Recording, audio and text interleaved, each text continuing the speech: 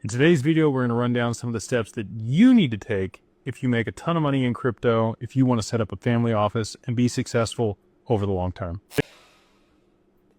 A lot of people have a significant allocation to digital assets right now. They bought during the bear market. We've seen some price appreciation, and with the anticipation of some really material gains coming along, people taking profits and managing those assets over the long term, I wanted to run down some of the best practices and things you might be thinking about as that takes place. So you want to build a professional team around yourself, and you want to build it early. So that's going to require, maybe a tax attorney, other types of attorneys, legal, a CPA or tax advisor, as well as a wealth manager to make sure that your assets are protected and you have a solid foundation to safeguard your assets over the long term.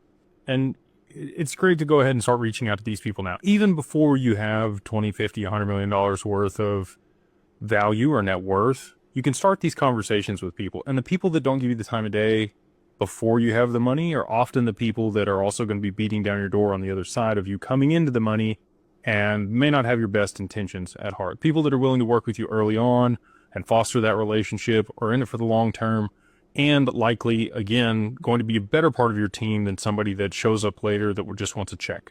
So, and the more conversations that you have with these professionals, the better you're going to understand the lingo.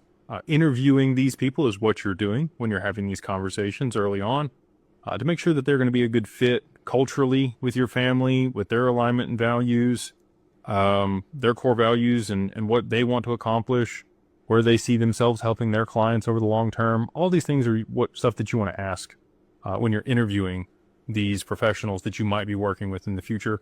If they start telling you about quick ways to save money with, tax credits or things that seem too good to be true, or if they want to oversell themselves, just take all that with a grain of salt. They may or may not be the person you want to work with.